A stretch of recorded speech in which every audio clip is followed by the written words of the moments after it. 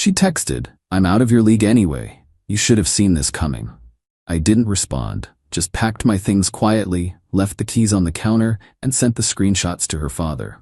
Now she's calling, claiming it was just a joke. I, 28 male, been with Natalie, 26, for 3 years. We moved in together 8 months ago into her dad's rental property. He gave us a crazy good deal on rent since I helped renovate the place. Her father, Marcus, is this old-school type who raised her alone after her mom passed. Really respected the guy. So last Tuesday, I'm at work when my phone buzzes.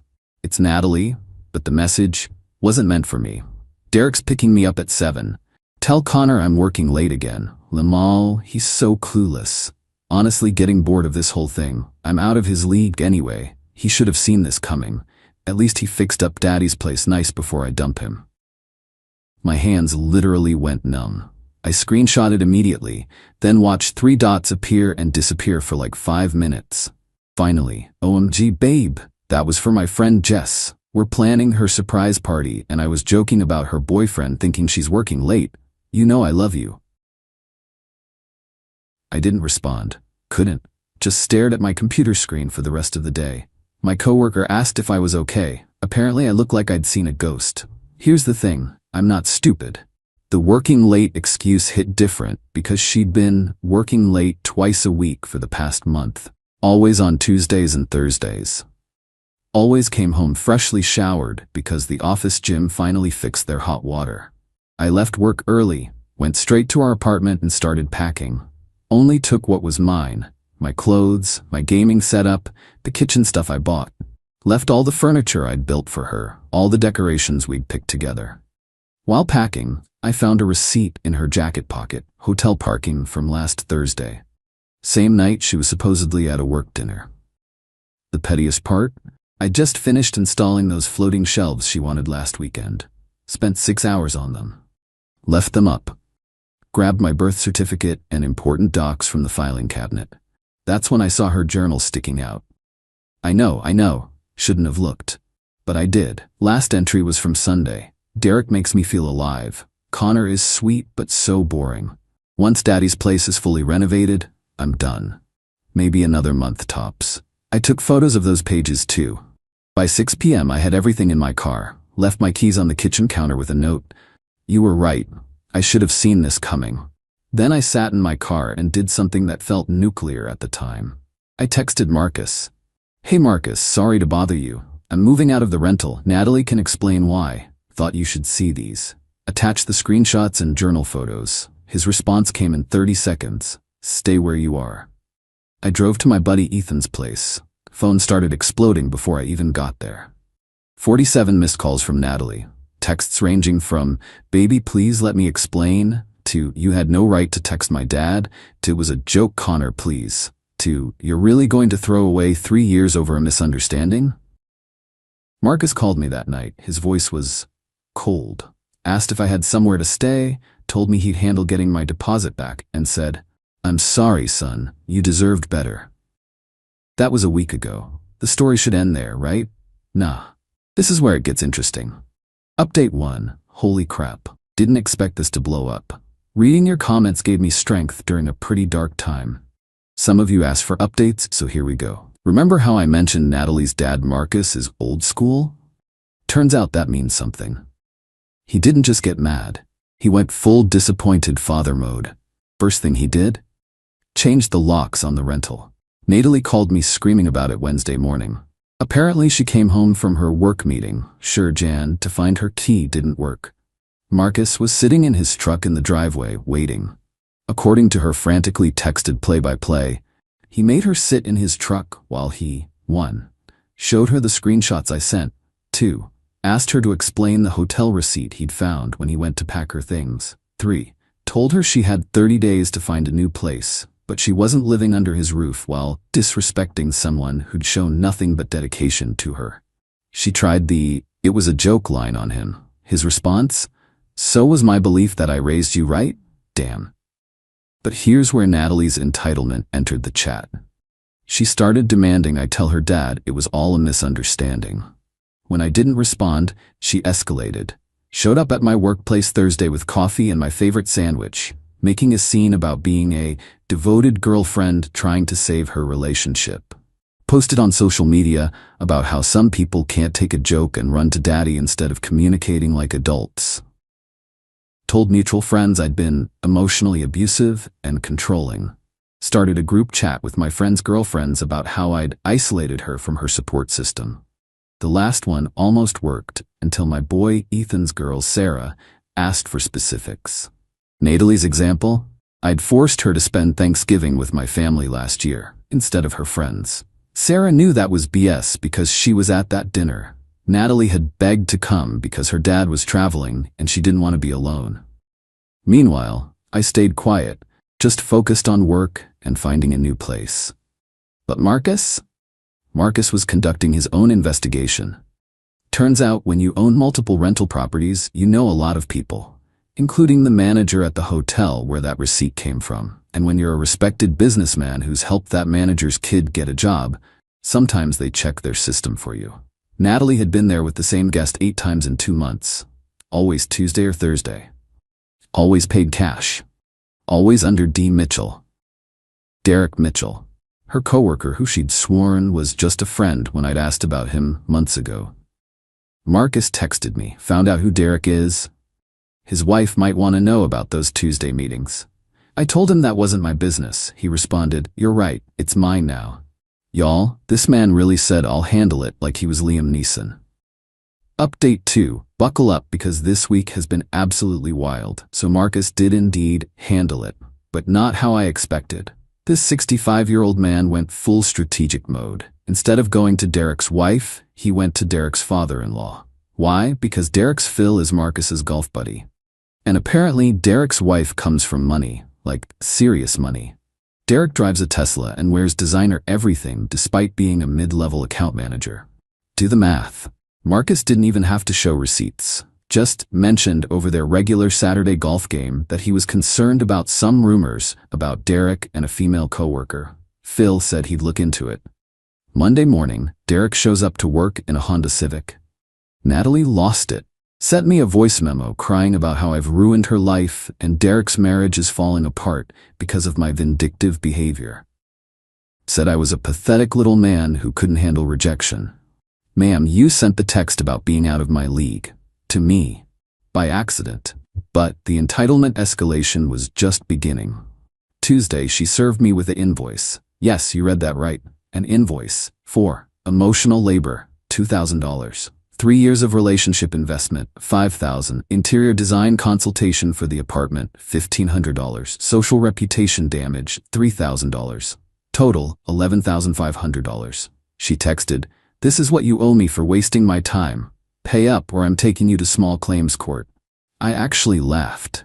Like full belly laugh. Ethan thought I was having a breakdown. But then she started harassing my family. Called my mom pretending to be pregnant. My poor mother called me in tears, asking why I'd abandoned my child. Had to explain the whole situation, and now my sweet kindergarten teacher mother knows what streets means, because she used some very creative language about Natalie. She contacted my employer claiming I'd been stealing company time to stalk her. Thank God my boss is cool and I'd already given him a heads up about the situation. He forwarded me her email, which included the line, "I demand compensation for the hostile work environment he created by existing in the same city as me." I finally texted her back. "All communication needs to go through lawyers now. Stop contacting me, my family, and my employer." Her response? She filed a restraining order against me, claiming I was harassing her through her father. The hearing was yesterday. I showed up with every text she'd sent, hundreds. The voicemails, still counting. The invoice, judge actually snorted. Security footage from my work showing her showing up uninvited. The email to my employer. Witness statements from my mom, boss, and friends. She showed up with Derek, who was served divorce papers in the courthouse lobby. The way his face went white. Wait, no, I'm not using that phrase. The judge denied her restraining order and granted me a no-contact order against her. She has to stay 500 feet away from me, my home, and my workplace. As we were leaving, she screamed across the parking lot, "You're nothing without me. I made you." The apartment looked like trash before I moved in. Marcus was there as my witness. He walked up to her and said, loud enough for everyone to hear. The apartment was gutted. Connor renovated it. I have the before photos. You contributed throw pillows. Throw pillows. But the real kicker? Remember how she was supposed to have 30 days to move out? Well, she thought she'd be clever and claim tenant rights, force an eviction process, buy herself a few months. Except she'd never officially been on the lease. The rental agreement was between Marcus and me. She was just listed as an authorized occupant at my discretion. And I'd formally notified Marcus in writing that I was removing her authorization when I moved out. She had no tenant rights. She was now technically trespassing. She found this out when the sheriff showed up with Marcus to escort her out. Had to pack under supervision. Marcus had movers there to put her stuff in storage, which she'd have to pay to retrieve.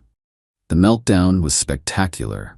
She threw herself on the floor, claiming she was having a medical emergency. EMTs came, checked her out, said she was fine. She then claimed I'd hidden valuable jewelry in the apartment. Marcus let the officers search. No jewelry found because it never existed. Finally, as she was being escorted out, she played her last card. I'm pregnant. Marcus, congratulations. Derek's gonna be a father. She went dead silent because the timeline would make it Derek's, not mine. And she just announced it in front of 3 officers, 2 EMTs, and her father. Derek's divorce lawyer was gonna have a field day with that. Final update.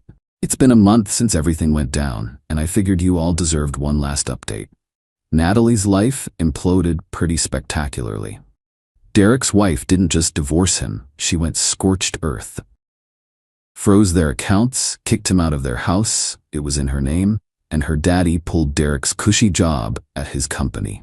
Turns out when your father-in-law is your boss's boss's boss, cheating on his daughter is a career-limiting move. Natalie's pregnancy announcement? False alarm, or false claim. Nobody's really sure, but Derek dipped either way. Moved back in with his mom in another state. She tried to spin it on social media as starting a new chapter and focusing on self-love, but people knew. Small city problems. Everyone knows everyone. The hotel manager Marcus talked to, his wife is in my mom's book club. The EMT who responded to her fake medical emergency coaches my nephew's soccer team. Word spreads. Last I heard from Marcus, she'd moved in with a friend and was looking for a new job. Apparently being known as the woman who invoiced her ex for emotional labor doesn't look great on the professional circuit. Who knew? Marcus and I still talk. He helped me find a better apartment actually. One of his properties on the other side of town. Gave me an even better deal than before. When I tried to insist on paying full rent, he said, Connor, you poured sweat and blood into that other place. You paid in advance. He also told me something that hit hard. Said the reason he went so hard wasn't just about the cheating, it was because I'd handled it with dignity. No revenge posts, no public drama, just quietly removed myself and let her face natural consequences. Said it showed character his daughter apparently lacks. I failed somewhere as a father, he told me over beer last week, but at least I can recognize a good man when I see one. As for me, I'm doing okay. Therapy helped.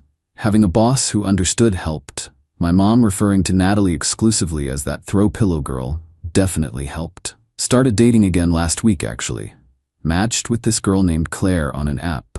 She seems cool, has her own place, own car, refers to her ex as a learning experience, instead of my soulmate who doesn't know it yet. The bar is low, folks, but she clears it. We're taking it slow. But she did laugh when I told her I can renovate apartments but can't pick out throw pillows to save my life. Good, she said. I hate throw pillows. They're just obstacles between me and napping. I think I'm gonna be fine. Oh, and because some of you asked, yes, I kept the screenshots. Yes, I backed them up. And yes, I still have that invoice. Framed it actually.